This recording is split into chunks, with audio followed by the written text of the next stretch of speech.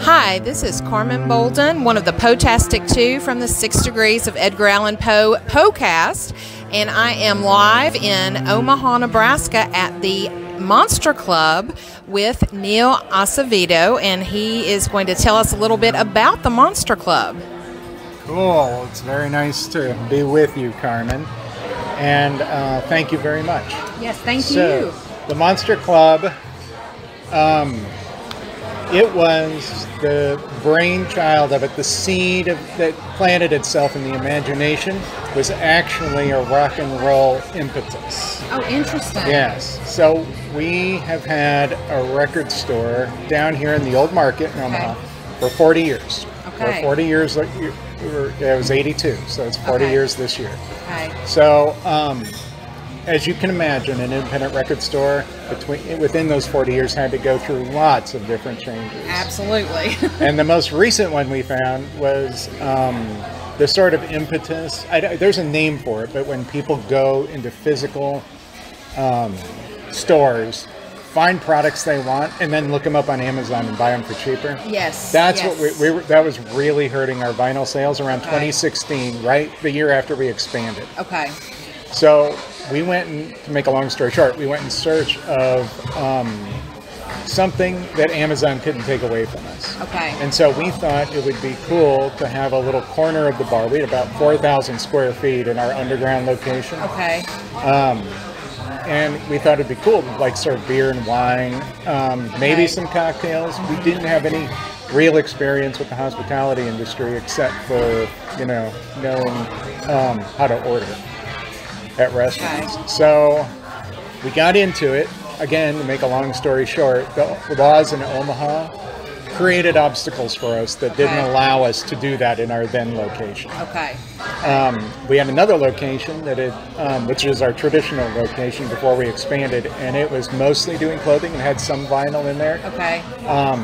But it was also the same problem. It's a certificate of occupancy problem. Okay. To change to one, you got to bring all of the pipes and everything up to code. Right. We didn't own the buildings. We were looking at hundreds of thousands of dollars of investment we didn't think we were ever going to get back. Okay. So what you can do in Omaha, though, is adopt a certificate of occupancy that already exists. And Katie O'Connor, this used to be a bar called O'Connor's, had been here for like 30 years, 25 or 30 years, and she was, basically running it by herself. She wanted to retire, and so we worked a deal with her, and we bought her existing equipment, worked a deal with her landlord so that we got in on a lease, and here we are.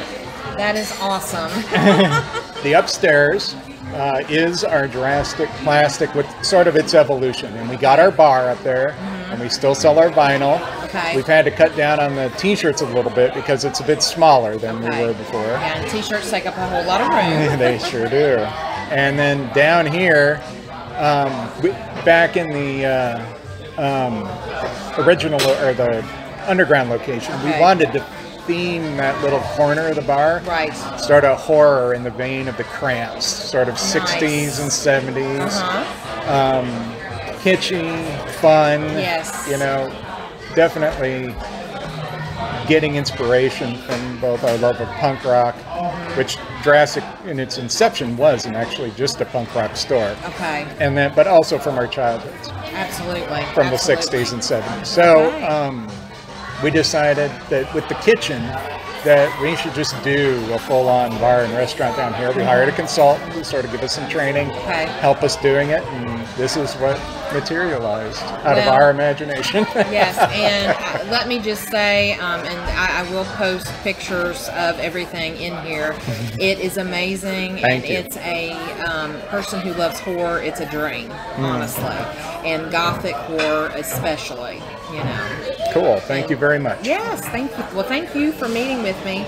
And so another guest that is sitting at the table with us, and what I love about the tables is it juts out and it has like a coffin finish on the end, which I don't know if everybody notices that, but I happen to. But our guest of honor sitting with us is Mr. Edgar Allan Poe himself with his raven, and I actually wore my raven dress today. Sweet. Yep, I'll show you the pockets in a minute. But he has a quizzical look on his face, and so tell me about the bobblehead. Okay, so we're the company that we all work under is actually called The Next Big Thing LLC, and we're into a lot of things. We actually have a reissue record label as well, where we reissue the first 4 Cramps records. Okay. Although those runs have sold out now, so we don't have them for sale currently. Gotcha. Okay. But we have a direct-to-wholesale licensed T-shirt business. That's actually the biggest arm of our little venture called Impact Merchandising, and we do tons of licensed T-shirts, everything from Jimi Hendrix, Pink Floyd, Janis Joplin, David Bowie, anybody you can think of, rock and roll wise. Not the Beatles, Stones, or Led Zeppelin, no. And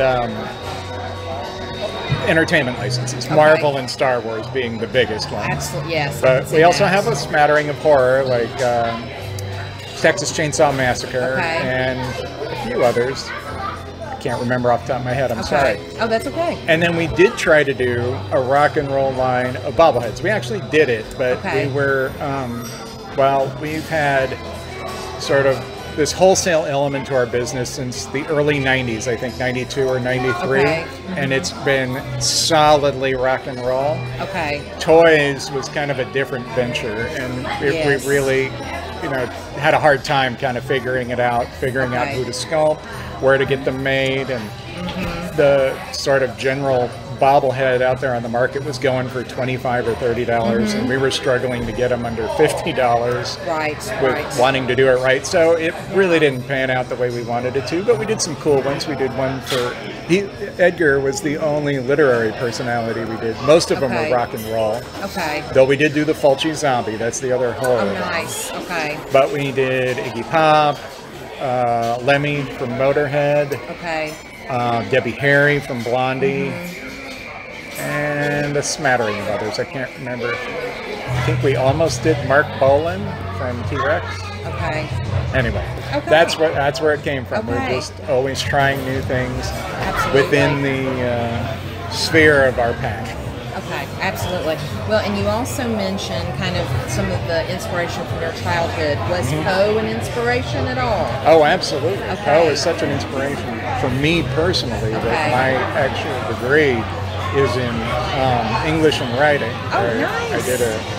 I did my undergraduate work here in Nebraska, and my graduate work in Columbia, where I then went to work for a few years in book editing before I came here to do record licensing and all the other crazy things we do. And we actually, I personally actually edited a Kindle version or some ebook version of Edgar Allan Poe's collected poems. That is awesome. You can find it. I think they give it away for free. Pretty much. I'll look for it. On everywhere except Amazon, where they don't let you give anything away for free. Absolutely. Yes, you're exactly right about that. And I'm an English teacher, a high school English teacher, so that allows me to inspire youngsters with Edgar Allan Poe as well. So what was your favorite poem or story tale that he wrote? Do you have a favorite? I haven't thought about it for a long time, but clearly the one that's most in the public consciousness is The Raven. Yes. And I remember reading a biography of him once and learning how that actually was incredibly popular in his time. It was one of his only works that was popular after he wrote it. And he rode those coattails, at least according to this biographer, hard, and was very remiss when they started to fade. Yes, absolutely, because he only sold it for just a few dollars, really. So, Yeah, I have lots of favorites. The Raven is one of my favorites. I love Telltale Heart, Cask of Amontillado, and just all of the, to me, he wasn't the true original horror creator, a Gothic writer, and I mean, he's one of them. But like Shelley with Frankenstein was 1818, and then Bram Stoker later in 1897 with Dracula kind of followed along in, Poe's, kind of footsteps. But Bram Stoker was a huge fan of Walt Whitman. Yes. He actually came to this country not just to meet him, but primarily to meet him. Yes, and another interesting thing, I don't know if you know this about Poe, was that when they actually moved his grave, Walt Whitman was one of the only people that came and the connections. Yes, absolutely. And so, so when I was like, oh my goodness, I said, we've got to come here. And I love, I've read Dracula, and it's one of my favorite, books. And I also read Frankenstein as well.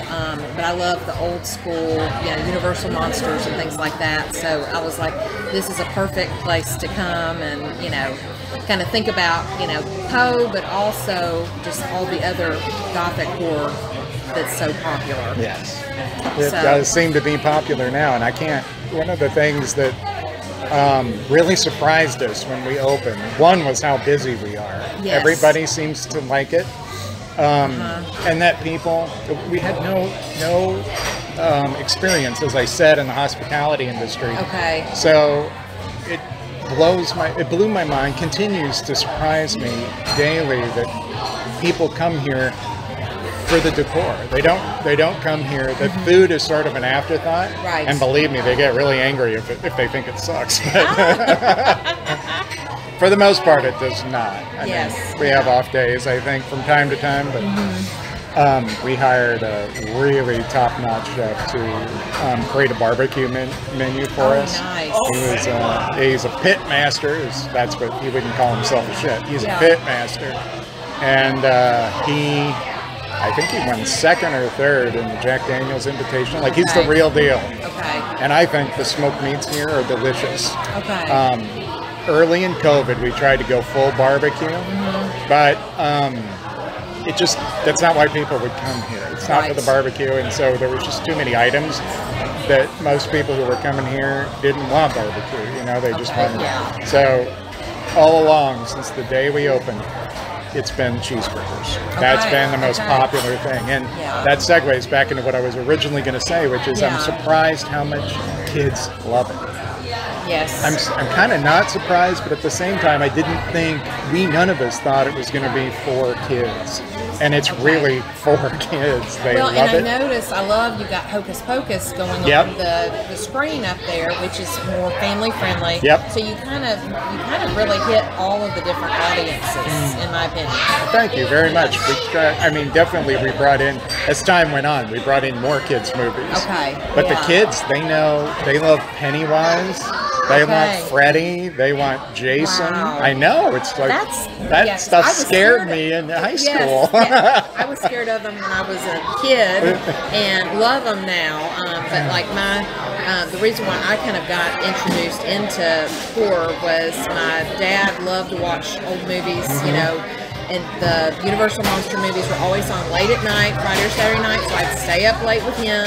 I'd get scared, and then I'd go to bed, and then I'd wake up in the middle of the night, upset. But it was like it left a lasting impression because of the nostalgia with my dad.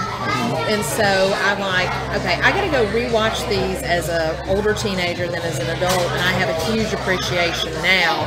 Love them. Yep. And, I got interested in Edgar Allan Poe when I was probably about 11 or 12, 10 maybe, and reading The Raven, that was the first one I read, and The Telltale Heart was the first story that I read, and I've been, aficionado of Poe and everything else, just love all of this.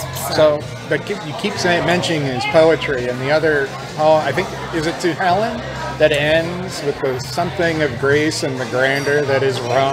I think so, yes. Yeah. And he wrote actually 2 poems to Helen. Yep.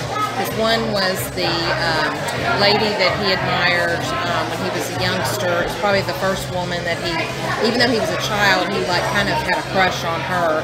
And then he wrote another poem later about a lady, Helen. So, yes. Cool. I think it's Yeah. anyway. Yeah.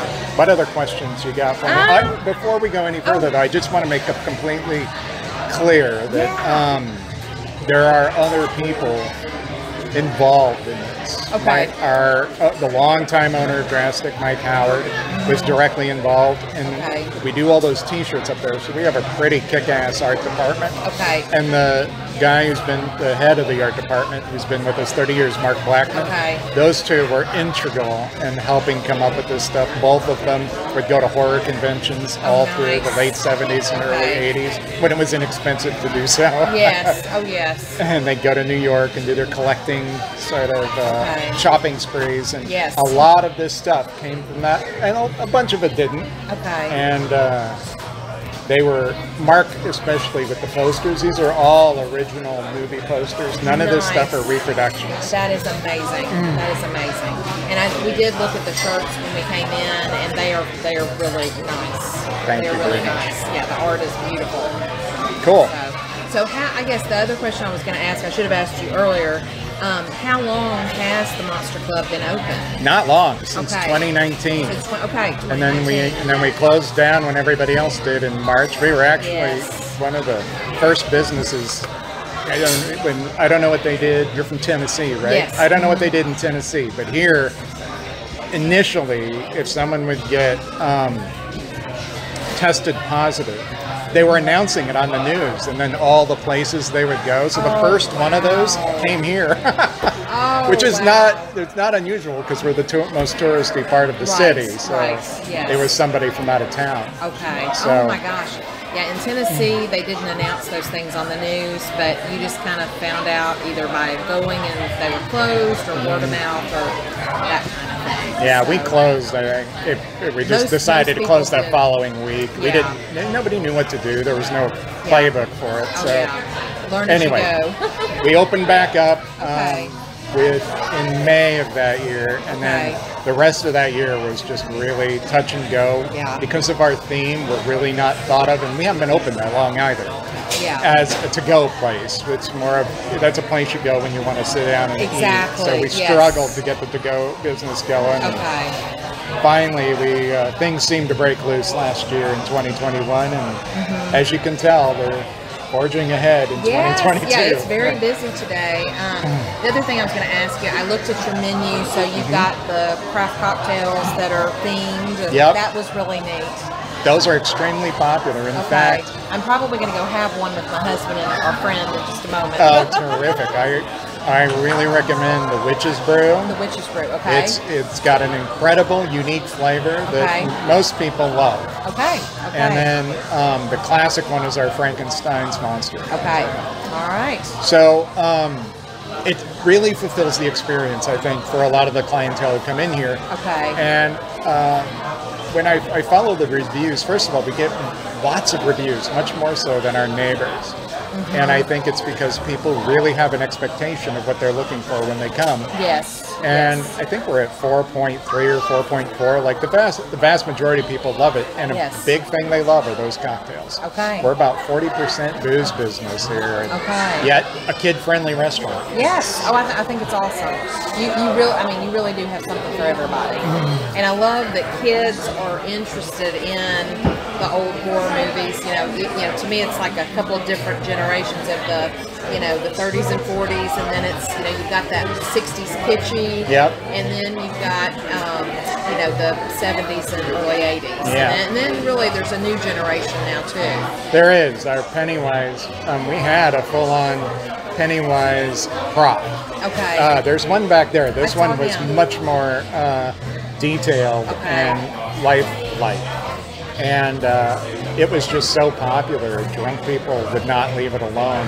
And it ended up getting something spilled on it, and part of the clothing ripped, and it was all white, of course. Yeah. So he's waiting to get a change of clothes, and then he'll be back. Oh, awesome. Awesome. We also switch out the main prop every quarter. We try to do it every quarter. Okay. And we probably have cycled through a dozen or so. Okay. So with the Stranger Things 4, you probably saw the Demigorgon up there. Yes, that was really neat. Prior to him was our personal favorite.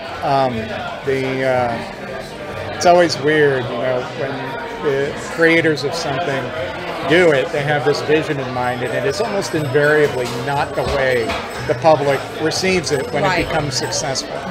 And everybody seemed really bored with our previous one, which was Christopher Lee as Dracula from 1969's The Horror of Dracula, 59's The Horror of Dracula.